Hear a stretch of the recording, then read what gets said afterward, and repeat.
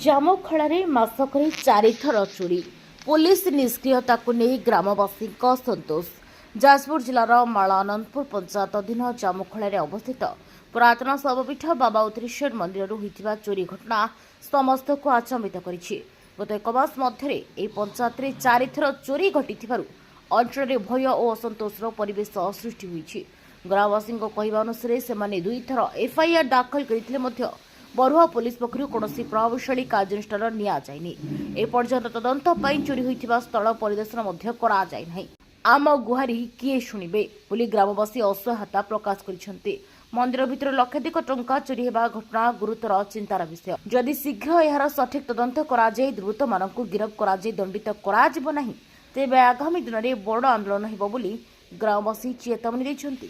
ଯାଜପୁରରୁ ବସନ୍ତ କୁମାର ମଲ୍ଲିକଙ୍କ report, political ଘଟି ଓଡ଼ିଶା। କେନ୍ଦ୍ରପାଡ଼ି ମାଳନ୍ଦପୁର ପଞ୍ଚାୟତର ଉତ୍ତରେଶ୍ୱର ପୀଠରେ ଦୁର୍ବୃତ୍ତମାନେ କାଲି ରାତିରେ ଆମେ 9ଟା ବେଳେ ଏଠୁ ପୂଜାପାଠ ସବୁ କାମ ସାରିକି ବନ୍ଦ କରିକି ଗଲା ପରେ ସକାଳୁ ଆଜି ଆସିକି ଦେଖିଲା ବେଳକୁ ଭିତର ହୁଣ୍ଡି ଭଙ୍ଗା ହେଇଛି। ଠାକୁରଙ୍କର ସଜରାମ ଜିନିଷ ଯେତେ ପ୍ରକାର ଜିନିଷ ଆମର ମନ୍ଦିର ଭିତରେ ରୁହେ ସେ ଜିନିଷ ନାହିଁ। ଦୁଇଟା ହୁଣ୍ଡି ଭଙ୍ଗା ହେଇଛି। ଦୁଇଟା ହୁଣ୍ଡି ଆଉ ଭିତରୁ 2ଟା ଗଗରା ଥିଲା, ଆଉ ଥାଳି ବାସନ, ଚାନ୍ଦି ଗୋଟେ 750 ଗ୍ରାମର ଗୋଟେ ଚାନ୍ଦି ଜଣେ ଦାତା ଦାନ କରିଥିଲେ। କିଛି ଦାତାମାନଙ୍କର ମନସ୍କାମନା ଏ ଜାଗାରେ ପୂର୍ଣ୍ଣ ହେଲା ପରେ ଚାନ୍ଦି ସୁନା ସେମାନେ ଟିକିଲି ଭଲ ମନ୍ଦ ଦାନ କରନ୍ତି।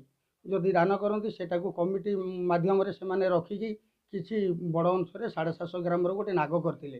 ସେ ନାଗ ଚାନ୍ଦି ନାଗଟି ବି ପଳେଇଛି।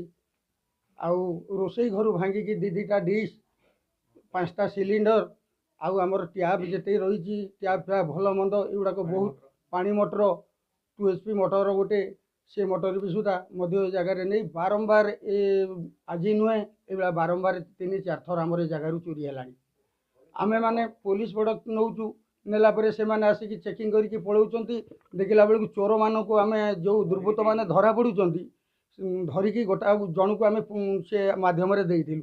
ଦେଲା ପରେ ଆଜ୍ଞା ଆସିକି ଆମେ ପହଞ୍ଚିକି ଆମର ସନ୍ଧ୍ୟାବେଳେ ମିଟିଂ ହେଲା ପରେ ଗ୍ରାମବାସୀ ବସି ମିଟିଂ ହେଲା ପରେ ଦେଖିଲା ବେଳକୁ ତା ପରଦିନ ସକାଳୁ ଆମେ ଦେଖିଲା ବେଳକୁ ଆମ ଛକ ବଜାରରେ ସେ ଦୁର୍ବୃତ୍ତମାନେ ବୁଲୁଛନ୍ତି।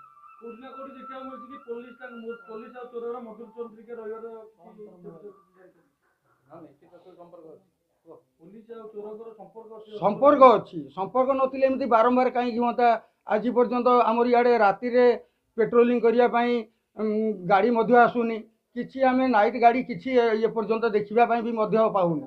ଯୋଉଠି ଆମେ ଦେଖିବାକୁ ପାଉଛୁ କି ଚୋରି ହେଲେ ପୋଲିସ ଆସୁନାହାନ୍ତି, କିନ୍ତୁ ଆମେ ଦେଖୁଛୁ ଯେ ବାଲିଘାଟରୁ ବାଲି ଚୋରି ହେଲା ବେଳେ ପୋଲିସ ଆସି ଚୋର ପହଞ୍ଚୁଛନ୍ତି। ହଁ, କଣ ବାଲିଘାଟ ଯଦି ଆଜି ଗୋଟେ ବାଲିଘାଟରୁ ଚୋରି ହେଉଥିବ, ସେ ଦେଖିଲା ବେଳକୁ ରାତି 2ଟା ବେଳେ 1 ବେଳେ ଆସିକି ପୋଲିସ ମାନେ ପହଞ୍ଚି ଯାଉଛନ୍ତି। ତେଣୁକରି ଆମର ଇଏ ଅନୁଷ୍ଠାନ କଥା, ଅନୁଷ୍ଠାନକୁ ଏବେ ତ ଆଉ କେହି ପଚାରିବାର ଇଏ ନାହିଁ, କିଛି ପାଇବାର ନାହିଁ, କି ଦେବାର ନାହିଁ, କି ନେବାର ନାହିଁ। ତେଣୁକରି ଅନୁଷ୍ଠାନକୁ କିଏ ପଚାରୁଛି? ଏ ବାରମ୍ବାର ହେଲାଣି। ଆମେ ହେଲା ପରେ ଯାଇକି ଜଣେଇଲା ପରେ ବି ମଧ୍ୟ ଦେଖିଲା ବେଳକୁ କାର୍ଯ୍ୟାନୁଷ୍ଠାନ ନାହିଁ।